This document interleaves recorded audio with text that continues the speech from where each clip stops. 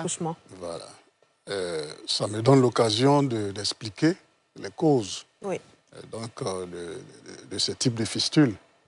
Vous savez, au cours de l'accouchement, prenons la tête fœtale, la tête de l'enfant, parce que quand l'enfant vient par les fesses, il n'y a pas de problème. C'est surtout la tête, parce que la tête est entourée d'un os qui ne peut pas se déformer. Et le bassin de la maman aussi est entouré d'os qui ne peuvent pas aussi se déformer. Et la vessie en haut, la cavité vaginale au milieu, le rectum en bas, la tête est au milieu. Et ça doit sortir par là. On a une image même... Voilà. OK, c'est bien l'image qui est là. Vous voyez la tête qui descend. Et devant, il y a l'os du pubis.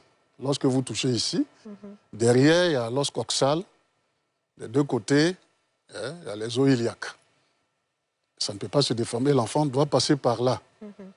Maintenant, si l'enfant est plus gros que le bassin, ou que le bassin est plus petit que la tête, il y a un problème, cet enfant ne pourra pas sortir. Et le travail va être long.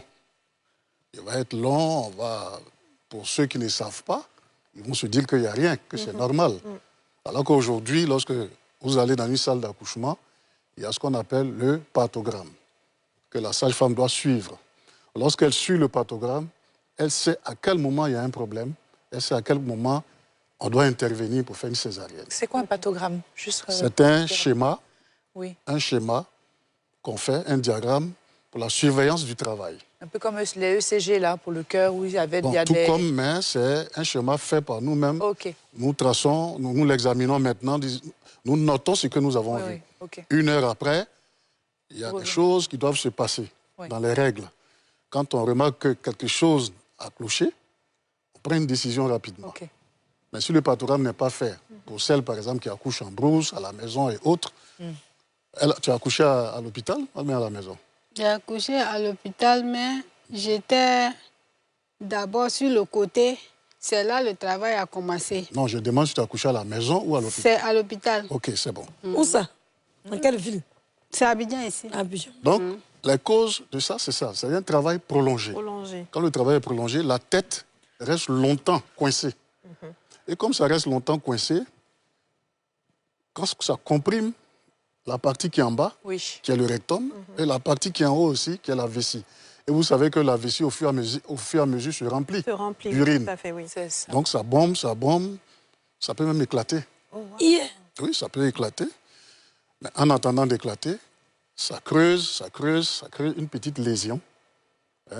Ça fait une nécrose à cette partie, puisque le sang ne circule plus là, à cause de la pression de la tête qui a duré là. Même si après, on sort cet enfant, soit par voie basse, soit par césarienne, la lésion était déjà créée. Mais quand la femme est en travail, elle n'a pas envie d'uriner? Puisque la tête coince. Donc elle ne sent pas ça. Elle ne peut plus uriner, la vessie bombe. C'est pour cela que quand une femme vient accoucher, on met une sonde pour vider la vessie. OK, d'accord. Le travail doit durer combien de temps? À quel moment on s'inquiète vraiment?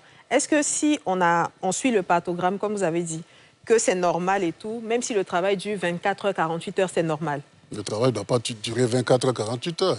Quand on parle de travail, il y a la phase de latence du travail, puis il y a la phase active. C'est de la phase active nous parlons. D'accord. La phase active commence à une certaine ouverture, degré d'ouverture du col. Quand on dit, par exemple, 2 doigts, 3 doigts... 4 cm.